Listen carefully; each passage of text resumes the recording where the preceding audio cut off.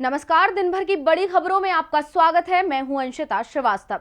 इस बुलेटिन में आज बात होगी सपा में पड़ी फूट की, मोदी के सामने नीतीश के सरेंडर की, जानेंगे फ्री राशन को लेकर क्या फैसला लिया योगी सरकार ने, बड़ी जीत के बाद कैसे मिली बीजेपी को बड़ी हार, बात करेंगे हरियाणा चुनावों को लेकर कांग्रेस की तैयारियों की, महंगाई पर विपक्ष के मोदी सरकार पर निशाने की, और बुलेटिन के आखिर में बात योगी सरकार के मंत्रियों के आपराधिक रिकॉर्ड की। लेकिन तमाम बड़ी खबरों से पहले एक नजर सुर्खियों पर। महंगाई को लेकर सरकार के खिलाफ मोर्चा खोलेगी कांग्रेस। 31 मार्च से शुरू होगा महंगाई मुक्त भारत अभियान। महासचिवों और प्रदेश प्रभारियों की बैठक में हुआ फैसला। दिल्ली के डिप्टी सीएम मनीष सिसोदिया ने विधानसभा में पेश किया वित्त वर्ष 2022-23 का बजट। मुफ्त योजनाओं पर सरकार ने रखा खास ध्यान। 20 लाख नौकरियां देने का भी रखा गया लक्ष्य। 1 अप्रैल को भारत का दौरा कर सकते हैं नेपाल के पीएम शेर बहादुर देउवा। पीएम मोदी से करेंगे मुलाकात। विकास, आर्थिक साझेदारी, व्यापार, स्वास्थ्य क्षेत्रों में सहयोग पर होगी बात। आज हुआ आईपीएल 2022 का आगाज। चैंपियन चेन्नई सुपर किंग्स और कोलकाता नाइट राइडर्स की टीम आमने सामने। लगातार चौथे साल नहीं हुई आईपीएल की ओपनिंग सेरेमनी। तो अब सुर्खियों के बाद बात आज की सबसे बड़ी खबर की। यूपी विधानसभा चुनावों में मिली हार के बाद समाजवादी परिवार में बड़ी फूट पड़ गई है। सपा चीफ अखिलेश यादव और उनके चाचा शिवपाल के रास्ते एक बार फिर अलग अलग होते दिखाई दे रहे हैं। पार्टी नेताओं के बयानों से साफ संकेत हैं कि मुलायम परिवार में सब कुछ ठीक नहीं चल रहा है, और इसके संकेत आज लखनऊ में हुई सपा विधायक दल की बैठक से भी निकलकर सामने आए हैं। तो क्यों अखिलेश से नाराज हो गए शिवपाल, देखिए ये रिपोर्ट। यूपी विधानसभा चुनावों में अखिलेश यादव खुद करहल से चुनाव लड़े और उनके चाचा शिवपाल यादव जसवंत नगर सीट से। ये दोनों विधानसभा सीट मैनपुरी लोकसभा का हिस्सा हैं, जहां से मुलायम सिंह यादव सांसद हैं। अखिलेश ने विधानसभा चुनावों में ये साफ कर दिया था कि वो परिवार से किसी को भी टिकट नहीं देंगे। शिवपाल यादव को भी टिकट सपा कार्यकर्ता की हैसियत से नहीं, बल्कि प्रगतिशील समाजवादी पार्टी के अध्यक्ष की हैसियत से दिया गया। उन्हें सपा ने सिर्फ सिंबल दिया, वो सपा कार्यकर्ता नहीं है, ये साफ साफ बताया गया। चुनाव के दौरान शिवपाल का ये दर्द कई बार सामने भी आया। उन्होंने तो अखिलेश यादव के टिकट वितरण पर भी सवाल खड़े किए। इटावा, फिरोजाबाद, आगरा, एटा, कानपुर, कन्नौज की कई सीटों पर सपा उम्मीदवारों को लेकर उन्होंने तंज कसते हुए कहा कि अगर उम्मीदवार सही होते तो चुनाव अलग होता, हमारी सुनी नहीं गई, इसका नुकसान हो सकता है। शिवपाल की बात सच साबित भी हुई और सपा अपने ही गढ़ में चुनाव हार गई। यहाँ तक कि इस बार सपा मैनपुरी की सीट भी नहीं बचा पाई। अखिलेश यादव ने चुनाव प्रचार में शिवपाल यादव को बड़ी जिम्मेदारी भी नहीं सौंपी, और आज जब सपा विधायक दल की बैठक बुलाई गई तो उसमें शिवपाल को न्योता भी नहीं दिया गया, जिसके बाद सवाल उठ रहे हैं कि क्या अखिलेश अपने चाचा शिवपाल से नाराज हैं? उनके बयानों को वो अपने हार का जिम्मेदार मान रहे हैं। शिवपाल यादव भले ही सपा के सिंबल पर चुनाव लड़कर जीते हों, लेकिन अखिलेश भी उन्हें प्रगतिशील समाजवादी पार्टी का नेता ही मान रहे हैं, और शायद इसीलिए शिवपाल को सपा विधायक दल की बैठक का न्योता नहीं मिला। जबकि लखनऊ में अखिलेश और शिवपाल यादव के घर आसपास ही बने हुए हैं। विधायक दल की बैठक में ना बुलाए जाने पर शिवपाल यादव ने कहा, मैं अपने आवास पर सपा विधायक दल की बैठक के लिए निमंत्रण मिलने का इंतजार कर रहा था। 2 दिनों तक मैंने फोन की प्रतीक्षा की, लेकिन मेरे पास सपा कार्यालय से कोई फोन नहीं आया। मैं सारे कार्यक्रम रद्द कर सपा विधायक दल की बैठक में शामिल होने के लिए लखनऊ में बैठा हुआ था, लेकिन अब मैं इटावा जा रहा हूं, जहां मैं आगे की रणनीति तैयार करूंगा। शिवपाल इटावा चले गए। इधर लखनऊ में सपा विधायक दल की बैठक में अखिलेश यादव को नेता चुन लिया गया, यानी विधानसभा में अखिलेश यादव ही अब नेता प्रतिपक्ष बनेंगे। लेकिन अभी तक ये साफ नहीं हो पाया है कि सपा विधायक दल की बैठक में शिवपाल यादव को क्यों नहीं बुलाया गया था। शिवपाल भले ही प्रगतिशील समाजवादी पार्टी के अध्यक्ष हैं, लेकिन वो विधानसभा में सपा के सिंबल पर ही चुनकर पहुंचे हैं, यानी वो सपा के विधायक हैं। विधायक दल की बैठक में शिवपाल को ना बुलाए जाने पर ये सवाल जरूर उठने लगे हैं कि शिवपाल किस खेमे में है। शिवपाल के तेवरों से साफ हो गया है कि अखिलेश यादव से उनकी दूरियां एक बार फिर बढ़ने लगी हैं, और वो एक बार फिर प्रगतिशील समाजवादी पार्टी को मजबूत बनाने का फैसला ले सकते हैं। ऐसे में शिवपाल के तेवरों से साफ है कि मुलायम सिंह के परिवार में सब कुछ भी ठीक नहीं है। शिवपाल का दर्द फिर सामने आ गया। उन्होंने कहा कि सपा विधायक हूं, फिर भी विधायक दल की बैठक से दूर रखा गया। शिवपाल अखिलेश के सामने पूरी तरह से झुक गए। पार्टी के सपा में विलय को भी तैयार हो गए, लेकिन पुरानी बातों को याद कर अखिलेश उनसे दूरी बना रहे हैं। पुरानी बातों की याद बिहार के सीएम नीतीश कुमार को भी आ रही है और उन्हें डर है कि उनके बयान अब उन्हें बिहार की सत्ता से ही दूर ना कर दें। इसीलिए तो नीतीश कुमार एक फोन कॉल पर ही योगी के शपथ ग्रहण में पहुंच गए, जहां उनकी एक फोटो विवाद का कारण बन गई है। 1.5 दशक पहले देश की राजनीति में नीतीश कुमार का कद नरेंद्र मोदी से ऊंचा था। मोदी गुजरात के सीएम थे तो नीतीश कुमार बिहार के। एनडीए में भी नीतीश कुमार का दबदबा था। उस समय की एक फोटो आजकल वायरल हो रही है, जिसमें बीजेपी के दिग्गज नेता सुषमा स्वराज और नीतीश कुमार कुर्सी पर बैठे हुए हैं, जबकि नरेंद्र मोदी पीछे झुके हुए अंदाज में खड़े हैं। लेकिन आज इस फोटो की चर्चा क्यों हो रही है? दरअसल इस फोटो का संबंध नीतीश कुमार की कुर्सी से जोड़कर देखा जा रहा है। आज नीतीश कुमार की कुर्सी पीएम मोदी के एक इशारे पर जा सकती है। बिहार में जेडीयू तीसरे नंबर की पार्टी बन चुकी है। बीजेपी के गुस्से के चलते नीतीश कुमार अपनी सरकार में शामिल मुकेश सहनी को बाहर करने की तैयारी कर रहे हैं, जबकि सहनी ना तो बीजेपी में है और ना ही जेडीयू में। उनकी अपनी पार्टी है जो बिहार में एनडीए का हिस्सा है, लेकिन सहनी ने यूपी में बीजेपी के खिलाफ उम्मीदवार उतारे। इसका गुस्सा बीजेपी नेताओं में है। पहले सहनी की विकासशील इंसान पार्टी के विधायकों को तोड़ा और अब सहनी को मंत्रिमंडल से बाहर करने का संदेश नीतीश कुमार तक पहुंचा दिया गया है। सहनी को उम्मीद थी कि नीतीश कुमार मदद करेंगे, लेकिन नीतीश कुमार ने सहनी से दूरी बना ली है। जेडीयू नेता और नीतीश सरकार में मंत्री अशोक चौधरी ने कहा कि हमारा गठबंधन बीजेपी से है, वीआईपी से नहीं। साफ है, बिहार सरकार में क्या होगा ये फैसला नीतीश कुमार नहीं बीजेपी लेगी। और इसकी झलक दिखाई दी यूपी में योगी आदित्यनाथ के शपथ ग्रहण में, जिसमें नीतीश कुमार भी आमंत्रित किए गए थे। नीतीश पहुंचे भी। मंच पर पीएम मोदी और नीतीश कुमार का आमना सामना हुआ, जिसमें नीतीश कुमार पीएम को प्रणाम करते हुए पूरी तरह से झुक गए। पीएम के सामने नतमस्तक हुए नीतीश कुमार की तस्वीर ने बिहार की राजनीति में हलचल मचा दी है। आरजेडी नेता और बिहार की पूर्व सीएम राबड़ी देवी ने बिहार विधानमंडल में नीतीश पर तंज कसते हुए कहा, मालूम नहीं नीतीश जी की क्या मजबूरी हो गई है कि वो प्रधानमंत्री जी के पास इस तरह झुककर प्रणाम कर रहे हैं। बिहार में जिस तरह से जेडीयू बीजेपी में चल रहा है, उसे देखकर यही लगता है कि नीतीश जी मजबूरी में फंसे हुए हैं, इसीलिए वो पीएम के पैरों में गिर पड़े हैं। वहीं आरजेडी विधायक भाई वीरेंद्र ने भी सीएम नीतीश कुमार पर तंज कसा है। उन्होंने कहा है कि कभी यही नीतीश कुमार भरे सदन में कहते थे कि मिट्टी में मिल जाएंगे लेकिन बीजेपी से हाथ नहीं मिलाएंगे, लेकिन अब मुख्यमंत्री साक्षात दंडवत हो रहे हैं। जिस तरह से नीतीश कुमार पीएम मोदी के आगे झुके, इससे बिहार शर्मसार हुआ है। नीतीश कुमार कुर्सी के लिए कुछ भी कर सकते हैं।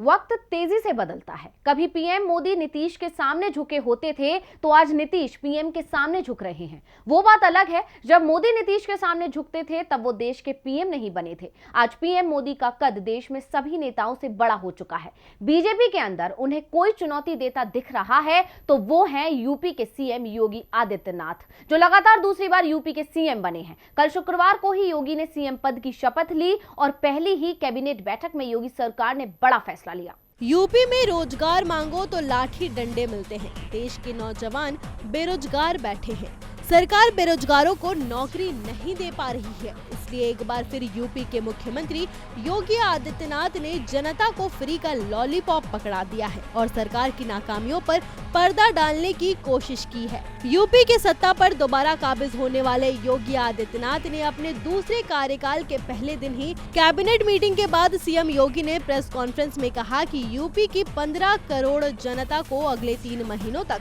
मुफ्त राशन और मिलेगा। यह योजना चूंकि मार्च 2022 तक ही थी, आज मंत्रिमंडल ने निर्णय लिया है कि अगले 3 महीनों के लिए इस योजना को प्रदेश के सभी 15 करोड़ लोगों के लिए फिर से हम लोग लागू करेंगे। और इस योजना को हमारे मंत्रिमंडल ने आज फैसला उत्तर प्रदेश के 15 करोड़ जनता जनार्दन को समर्पित करते हुए कि सरकार डबल इंजन की सरकार पहले भी उत्तर प्रदेश की जनता के साथ खड़ी रही। कोरोना जैसी महामारी के दौरान भी उन्हें न केवल फ्री में टेस्ट, फ्री में उपचार, फ्री में वैक्सीन, बल्कि किसी भी महामारी से होने वाले उन दुष्परिणामों से जो भूखमरी के रूप में सदैव आती रही है, उससे बचाने के लिए जो पुख्ता व्यवस्था देश के अंदर है, उसी अनुक्रम में उत्तर प्रदेश में हम इसको लागू किया है। योगी आदित्यनाथ ने इस फैसले से साफ किया है कि यूपी में 20 करोड़ जनसंख्या में से 15 करोड़ गरीब फ्री राशन की लाइन में लगेंगे, यानी यूपी में 75% लोग गरीबी रेखा से नीचे हैं। आपको बता दें कि हाल ही में नीति आयोग ने अपनी बहुआयामी गरीबी सूचांक रिपोर्ट में कहा कि उत्तर प्रदेश भारत के सबसे गरीब राज्यों में शामिल है। रिपोर्ट के अनुसार उत्तर प्रदेश तीसरे स्थान पर है। वहीं star for monitoring Indian economy की रिपोर्ट ये बताती है कि यूपी में अभी भी 17 करोड़ 7 लाख लोग ऐसे हैं जिनके पास रोजगार नहीं है। Yogi Adityanath 5 kilo ration free देकर अपनी नाकामियों पर पर्दा डालने की कोशिश बखूबी कर रहे हैं। जनता को बेरोजगारी और महंगाई से निजात दिलाने के बजाय महज 5 किलो मुफ्त राशन देकर चुप कराने की कोशिश कर रहे हैं, लेकिन जनता जानती है कि कमर तोड़ महंगाई को 5 किलो राशन से छुपाया नहीं जा सकता है। 3 महीने और इसके बाद शायद फ्री राशन योजना बंद हो सकती है। फ्री राशन योजना को यूपी चुनावों में बीजेपी की जीत का सबसे बड़ा कारण माना जा रहा है। फ्री राशन के सहारे बीजेपी को यूपी में तो जीत मिल गई, लेकिन पार्टी को ओडिशा में जीत का कोई फॉर्मूला नहीं मिल पा रहा है। यहां पार्टी को लगातार हार मिल रही है। एक बार फिर बीजेपी को ओडिशा के नगरीय निकाय चुनावों में बड़ी हार मिली है। तो क्या रहे ओडिशा स्थानीय निकाय चुनाव के परिणाम, देखें ये रिपोर्ट। विधानसभा चुनावों में मिली जीत की खुमारी से बीजेपी अभी बाहर निकली भी नहीं थी कि पार्टी के लिए एक बुरी खबर सामने आ गई। ओडिशा में हुए नगरीय निकाय चुनावों में पार्टी को बड़ी हार का सामना करना पड़ा है। राज्य के 3 नगर निगम, 47 नगर पालिका और 58 नोटिफाइड एरिया काउंसिल यानी NAC की 1888 वार्डों पर हुए चुनावों में बीजू जनता दल ने बड़ी जीत हासिल की है। 24 मार्च को हुए चुनाव में करीब 65% लोगों ने मताधिकार का प्रयोग किया था। यहाँ कुल 40.55 लाख मतदाता हैं। राज्य में महापौर और अध्यक्ष का चुनाव सीधा जनता से कराया गया था। इसके साथ ही वार्ड सदस्यों के भी चुनाव हुए थे। 1888 वार्डों में से अब तक घोषित 1832 सीटों के रिजल्ट सामने आ गए हैं, जिनमें बीजेडी को 1256 वार्डों में जीत हासिल हुई है, जबकि बीजेपी सिर्फ 304 सीटें ही जीत पाई है। कांग्रेस 139 और अन्य के खाते में 133 सीटें गई हैं। इसके अलावा बीजू जनता दल को भुवनेश्वर, कटक और बेरहामपुर नगर निगम में मेयर पद पर बड़ी जीत हासिल हुई है। तीनों नगर निगम बीजेडी के कब्जे में आ चुके हैं। इसके साथ ही बीजेडी ने 43 नगर पालिका और NAC पर भी कब्जा जमा लिया है। कुल मिलाकर बीजेडी ने 76 निकायों पर कब्जा कर लिया है, जबकि बीजेपी सिर्फ 16 नगर पालिका और NAC में ही जीत हासिल कर पाई है। कांग्रेस को 7 और अन्य को 9 जगह जीत मिली है। इससे पहले नगर पंचायत चुनावों में भी बीजेडी ने क्लीन स्वीप कर दिया था। बड़ी जीत से बीजेडी में उत्साह देखा जा सकता है। पार्टी ने दावा किया है कि नवीन पटनायक सरकार के प्रति लोगों का भरोसा कायम है। जनता ने विपक्ष के तमाम आरोपों को खारिज कर दिया है। ओडिशा में मिली जीत के बाद बीजेडी ने दावा किया है कि 2024 के लोकसभा और विधानसभा चुनावों में भी पार्टी को ही जनता चुनेगी। ओडिशा में बीजेपी को लगातार हार का सामना करना पड़ रहा है। पार्टी दूसरे नंबर पर तो है, लेकिन बीजेडी की तुलना में वो बहुत पीछे दिखाई दे रही है। ओडिशा के परिणामों से साफ है कि 2 साल बाद भी बीजेपी को यहां हार मिल सकती है। चुनावों की चिंता कांग्रेस को भी सता रही है। इसीलिए तो पार्टी ने 2.5 साल पहले ही हरियाणा विधानसभा चुनावों की तैयारी शुरू कर दी है। राहुल गांधी ने हरियाणा के नेताओं के साथ बैठक की, जिसमें कई बड़े फैसले लिए गए हैं। हरियाणा विधानसभा चुनाव होने में अभी लगभग 2.5 साल का वक्त है, लेकिन कांग्रेस ने अभी से ही हरियाणा को लेकर अपनी सक्रियता बढ़ा दी है। पार्टी 2019 में हुए हरियाणा विधानसभा चुनावों में हुई गलतियों को अब दोहराना नहीं चाहती। 2019 में कांग्रेस ने हरियाणा विधानसभा चुनावों को लेकर काफी देरी से तैयारियां शुरू की। यहां तक कि चुनावों की तारीखों का ऐलान होने के समय भी पार्टी में बड़े विभाजन की आशंका जताई जा रही थी। संगठन चुनावों की तैयारी करने की जगह अपने विरोधियों को निपटाने में लगा हुआ था।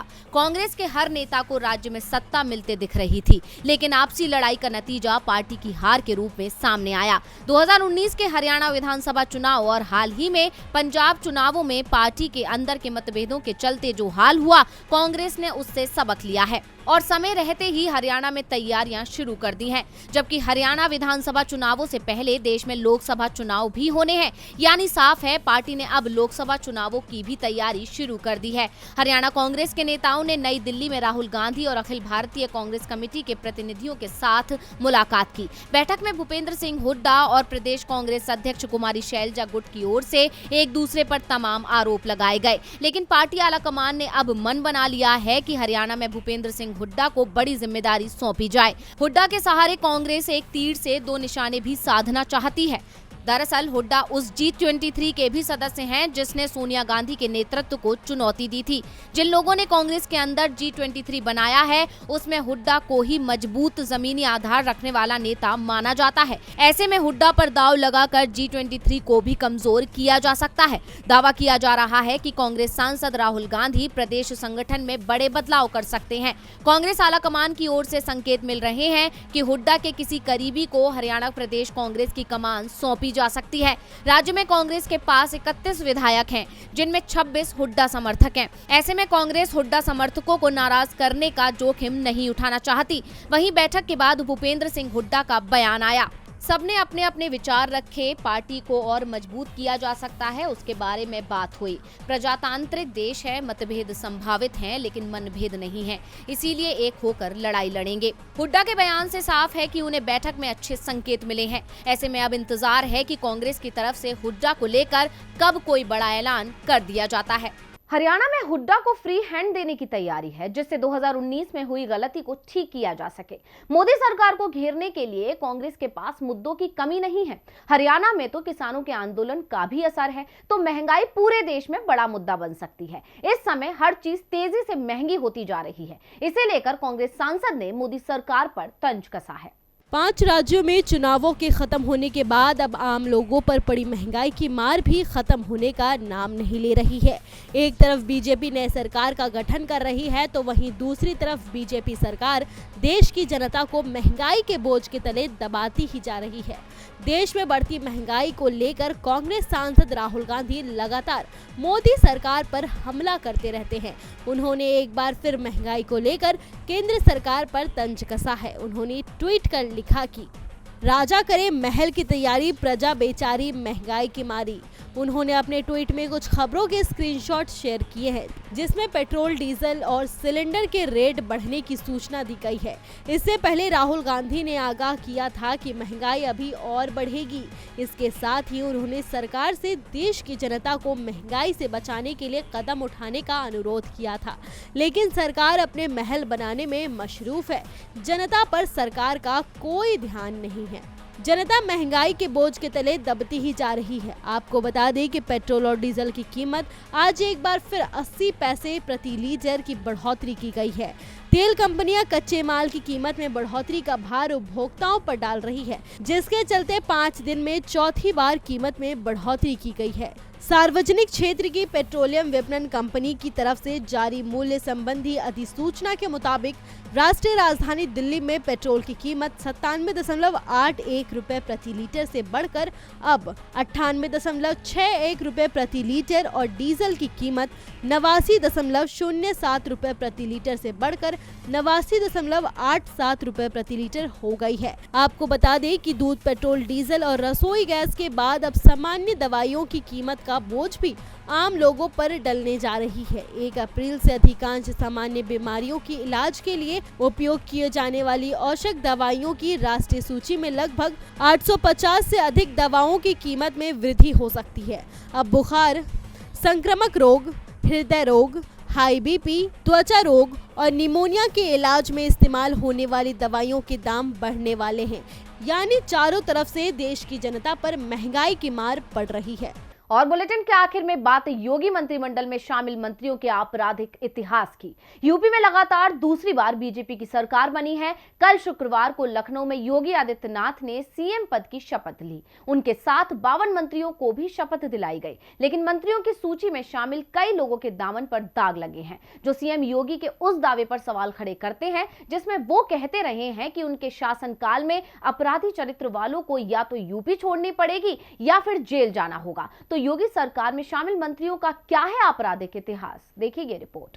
योगी सरकार हमेशा से दंगा मुक्त और अपराध मुक्त उत्तर प्रदेश बनाने का दावा करती है, लेकिन आपको जानकर हैरानी होगी कि यूपी में अपराध इस कदर हावी है कि योगी सरकार के दूसरे कार्यकाल का मंत्रिमंडल भी इससे अछूता नहीं है। और इस बात का खुलासा हुआ है शपथ ग्रहण के बाद सामने आई रिपोर्ट में। बता दें कि बीते दिन योगी आदित्यनाथ ने सीएम के रूप में दूसरी बार शपथ ली। उनके साथ 52 मंत्रियों ने भी शपथ ली। इनमें 45 मंत्रियों के चुनावी हलफनामे का एडीआर यानी एसोसिएशन फॉर डेमोक्रेटिक रिफॉर्म्स ने विश्लेषण किया तो कई चौंकाने वाले खुलासे हुए। ये विश्लेषण मंत्रियों के द्वारा घोषित वित्तीय, आपराधिक, शिक्षा, लिंग एवं अन्य विवरणों के आधार पर किया गया है। ऐसे में सबसे पहले अगर बात करें आपराधिक गतिविधियों में लिप्त मंत्रियों की, तो आपको बता दें कि योगी मंत्रिमंडल में 22 यानी 44% ऐसे मंत्री शामिल हैं जिन पर गंभीर आपराधिक मामले दर्ज हैं। वहीं अगर बात करें आपराधिक मामलों की, तो 22 यानी 49% ऐसे मंत्री हैं जिन पर आपराधिक मामले दर्ज हैं। मतलब साफ है कि यूपी को अपराध मुक्त बनाने का दावा करने वाली बीजेपी सरकार ने मंत्रिमंडल में ही ऐसे मंत्रियों को जगह दी है जिन पर आपराधिक मामले दर्ज हैं। वहीं अगर बात करें करोड़पतियों की, तो आपको बता दें कि रिपोर्ट में बताया गया है कि 45 मंत्रियों में से 39 यानी 87% ऐसे मंत्री हैं जो करोड़पति हैं। सबसे ज्यादा संपत्ति तिलोई के विधायक मयंकेश्वर शरण सिंह की है, जिन्होंने अपनी संपत्ति 58 करोड़ 7 लाख घोषित की है। वहीं सबसे कम संपत्ति विधान परिषद के सदस्य धर्मवीर सिंह की है। उन्होंने अपनी संपत्ति 42,91,000 घोषित की है। अब अगर बात करें उम्र की, तो रिपोर्ट के मुताबिक 20 यानी 44% ऐसे मंत्री हैं जिनकी आयु 30 से 50 वर्ष के बीच है। वहीं 25 यानी 56% ऐसे मंत्री हैं जिन्होंने अपनी आयु 51 से 70 वर्ष के बीच घोषित की है। कुल 45 मंत्रियों में से 5 यानी मात्र 11% ही महिला मंत्री हैं। तो आज इस बुलेटिन में बस इतना ही। देखते रहिए डीवी लाइव। नमस्कार।